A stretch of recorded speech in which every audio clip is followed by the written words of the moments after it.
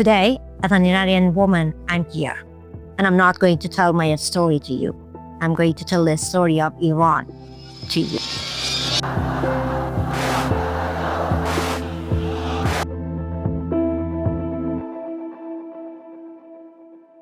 Most of us, during these 48 years, we got born in Iran and we grew up under the repressive regime, Islamic Republic regime. And we, all of us, due to our interest or our activity, have some experiences of torturing, discriminating, being in the jail, or paying fees or something to the government. So I am one of them also. And the situation for me was just going a bit different, and I had no chance and no opportunity to stay more in my homeland. So I decided to do immigration. And how was for you as a woman to grow up in Manhattan? While we are talking about being a woman in Iran, there are a lot of things that even we cannot proper word for describing. Being a woman under that type of theocratic, totalitarian regime means that you are not counting as a human being. You are an object. But even the object cannot be a proper description.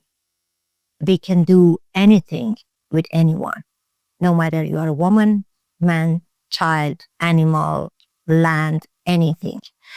These type of regimes really have no identity, any exact identity that you can just find it in any other books, that how they behave, what's their nature, and what brutalities that they can do. What's going on Iran right now, and how can you describe what happened in the last 4 or 5 weeks? If we were going to just talk about these days, it's not send the message correctly. I'm going to just do a flashback to 48 years before. 40 years age before, by anything, the society decided to do a mass suicide. And they just put the name of revolution on it. When it just started, due to any situation, I'm not going to talk about it right now, from the first moment that they just came to the power, everything changed. And a lot of people even before that knew that is going to be waiting for them. But unfortunately, they were so few people and no one listened to them. Almost 1 month, less than 1 month after their revolution, in the 8th of the March of 48 years before, Iranian women came out and just screamed and shouted that they do not want this regime, and they know that what this regime will just bring to them. But unfortunately, they have been repressed in a very, very brutal way. This situation continues, and Iranian day by day understand what's happening to them. So they just decide to use their communities, their voice, their hands, anything that they have, almost with their bare-handed also, to tell each other and tell the world that we do not want this regime. Unfortunately, the war between Iran and Iraq happened some few years after this revolution and just changed everything. We couldn't talk about it anymore. And after the war, the regime changed. When I'm just saying change, it doesn't mean that they were fine and they just become changing to the bad. They were bad and they just become worse. And this monster every day try to just have this duty to be worse, worse, and worse. So a lot of times during this 48 years history, people had just a lot of manifestations, protesting and things, but all of them have been repressed in a brutal way. So we just came along. We had a very, very big movement against the regime, that it was the Green Movement. And then after that, we had something about 8 years before. Also, they have killed more than 5,000 people in just 3 single days. And then we had 3 years before the Mahsa Amini and Women Life Freedom Movement. And in this 1 month that it just started from the people who working in Tehran Bazaar, and the shape of the bazaar in Iran is just a bit different. They were working in the area of somehow exchanging or just the part of the bazaar that have the most money. People just came out for protest because of the financial inflammation is just really intolerable for anyone. So they just came to the street and so calmly and respectfully trying to just ask for help from the government to just do something, find a solution about it. But like always, these protesting, these voices just wanted to be shut down by the regime and with the forces. And they arrested a lot of people, even we do not know how many people have been arrested in that 5 or 6 days before. And in the 8th of January, before 8th of January, Mr. Pahlavi just gave an announcement and tell the people, this is a point, this is a situation. Let's try to use it and tell the world that we do not want this regime, and also show it in another way to the regime that we do not want them.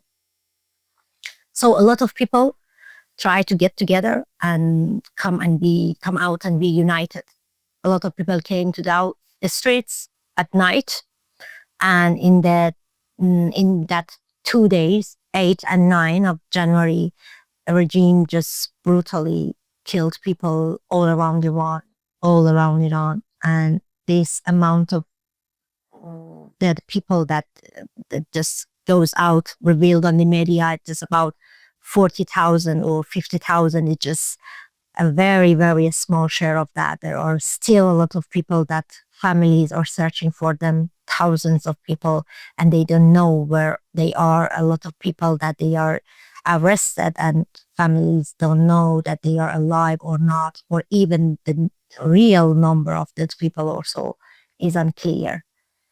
So if I can just say that what's happening in Iran this day, I can say 1 month before, people came out peacefully to ask the regime to find a solution for this financial inflammation.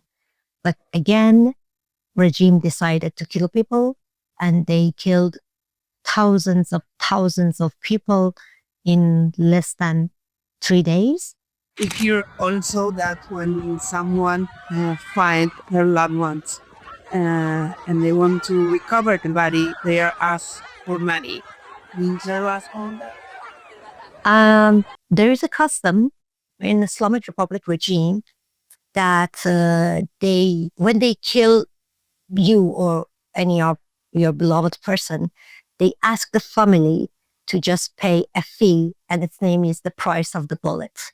So it means that they brutally kill you, and even for giving you the body to let you to just bury them, they ask you money. And this amount of money is not a few amount of money. If I can just want to change it to the euros, it's just something about 6,000 euros for each body. And a lot of people does not have this amount of money to just pay it. So they have to just write something and sign it and say that the terrorist group just came and killed their kids, and they wanted to just put a claim against on them, and they have to just come to the TV and just confess that they have no problem with the regime, and their beloved person was part of the regime, and they are so loyal to the regime.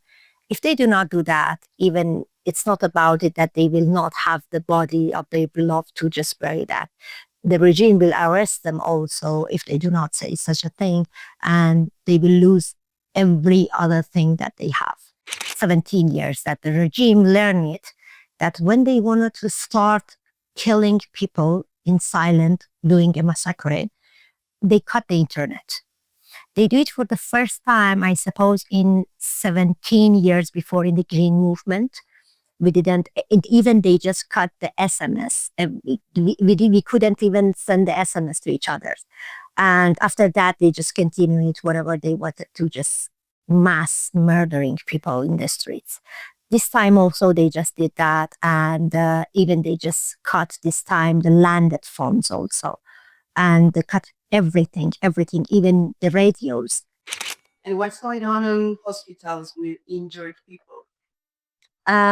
As far as we know, at least in 6 hospitals in the night of 8th of January, the regime forces invaded the hospitals, arrested the nurses, doctors, or just keep them in the, attend them in some rooms, and they just grabbed a lot of injured people that they were under the treatment.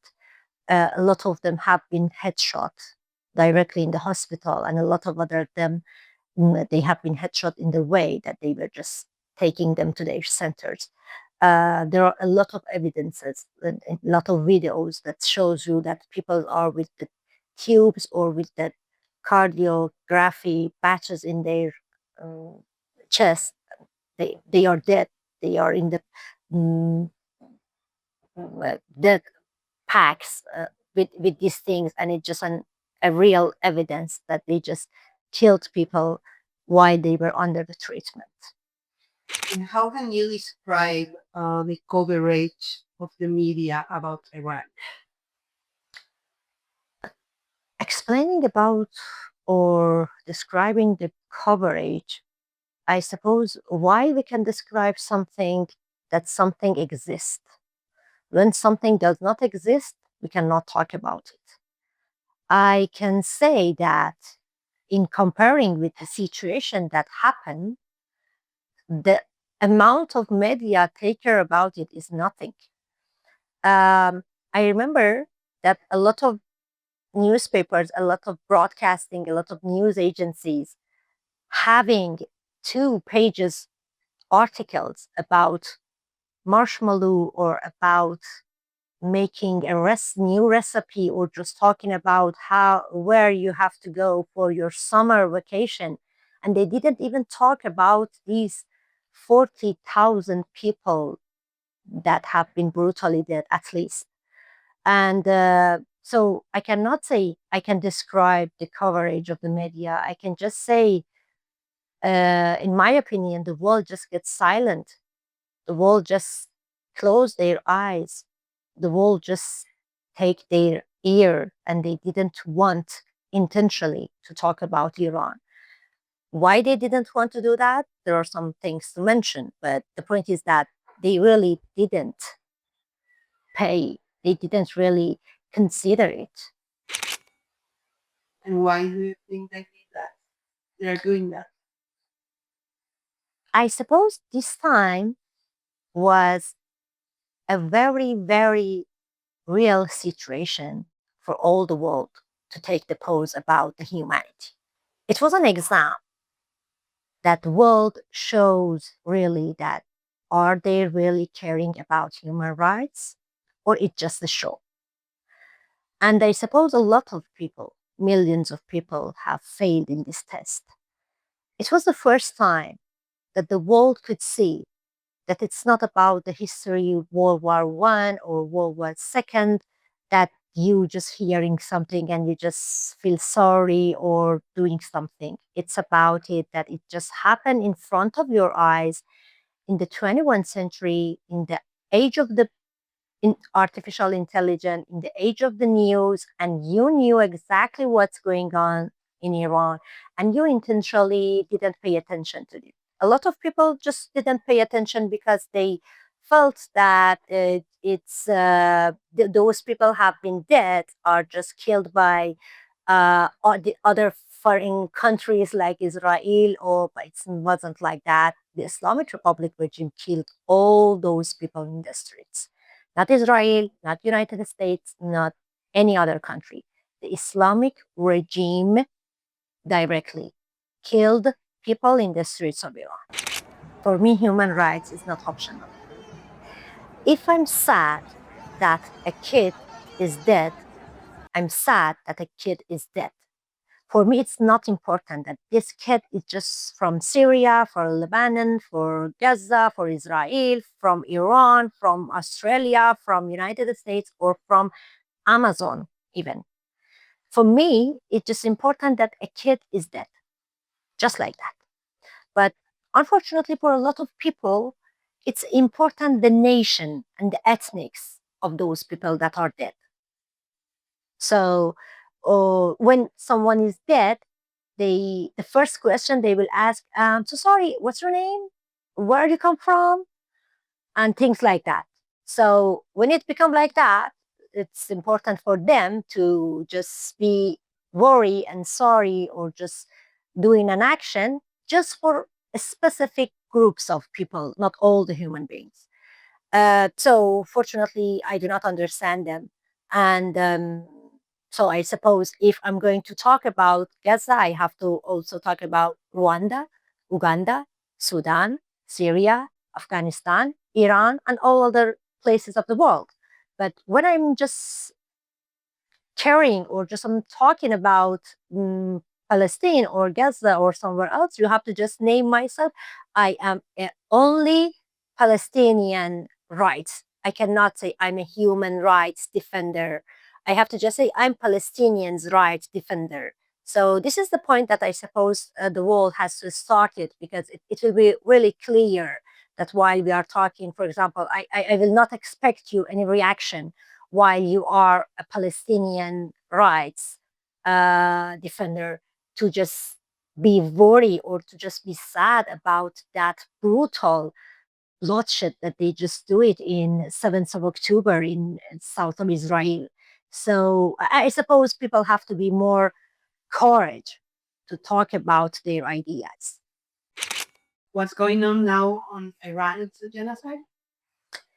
I think it's our problem that we do not have a proper definition or word to explain it. Because in the textbook, they say when you wanted to say genocide, definitely it has to be about a specific ethnics. Even in this description, it's a genocide because we consider ourselves Iranis. And being Persian, being Iranis, it's an ethnic also. And the regime, exactly because of that, is killing us. So, in some context, it's also a genocide. But also, we can also say a crime against humanity. But I suppose all these meanings, all these words need a lot of changes because none of them can just explain what's happening in Iran. Who can kill a pregnant woman? Who can kill thousands of underage children? Who can come to the streets and who can come to the hospitals and headshot those people who are under the treatment? Who can rape all those people who just have been arrested? Who can just take the body limbs of those people who are even still alive and sell those limbs to the other smugglers of the human parts? Really, there is no definition about it. And even if I want to just compare them with Hitler, with Mussolini, with Stalin, with Mao, really, the Islamic Republic regime is one of a kind. It's the master of the master of the master of all the monsters of the world. Even we do not have the word to explain it. So I suppose even if for those people who just believe in God and Satan and things, I suppose the God and Satan also both are just get speechless. They do not know how to say, you know. I feel that we need another Shakespeare, another Goethe, and other people to just came to the world and create words because there is no word for such situations. Indeed, I mean, you know Islam for the first hand. You grow up with that regime, with the Islam. Do you think Islam is dangerous for the West, for the whole world, only for Israel and Iranians? How do you see it? You're a human being. We always say we are a sack of blood and bones and skins and meat. We know that if we stay more than some few minutes under the water, we will die. We know if someone shooted on our mind or our head or our heart, we will die from the bleeding. Uh, Islam is, if I'm going to say it's dangerous, I suppose it does not bring the idea correctly. You want to live, okay? Islam is against that. Is the other side. You want to be free. Islam is in the other side. You want to wear what you want. Islam is against that. You think, you believe that there is no difference between women, or men, women, anyone. All of us are citizens. Islam does not believe in that. You wanted to dance. Islam is against that. You wanted to drink. You wanted to eat. You wanted to sleep. You wanted to enjoy. You wanted to progress. You wanted to educate. You wanted to sing. You wanted to anything that is your normality life. Even Islam is going to kill your dogs. You have pets, at least. A lot of us have pets. Even Islam is against that. So imagine that how you can describe it. Is it just dangerous about it? It's about you are saying that the Muslims are allowed to do terroristic groups to inspiring to just spread Islam all around the world. So how you feel that when peoples are allowed by their God, by their religion to do that, you feel safe or what? It's not about safety. It's different stage of safety or danger. It's about that they are allowed to do that. In a lot of um, those films that you see about the zombies or things, you know that they just come with you. So even imagine that these zombies are allowed, are ruling you. And what about the hell that was going to arrive to Iran? Are you still waiting for it? Do you feel alone? It's the most painful part of this talking, I suppose. Uh, we always knew that it's our fight, and we have to fight it with ourselves. Uh, a lot of people that they just came to the street didn't came to the street because Mr. Trump said that the help is on way. If he would say it or not, the people would come out. It's a fact. But the hope that he gave, I cannot deny it. It wasn't just also a hope, it was a promise of a politician. In Farsi, we say, when someone says something, they have to do all their best to stay on their words because words are respectful and it's not just words. You are talking about the ability, the dignity, the beliefs that you have, and you will stay on that. But nothing happened. They told us that even if one person being dead, they will come. And Mr. President Trump said that I just stopped executing up 800 people. I'm just asking him one thing. Hey man, someone tell you they are going to execute 800 people and you didn't get afraid? And you didn't think that you have to stop them, you have to finish them?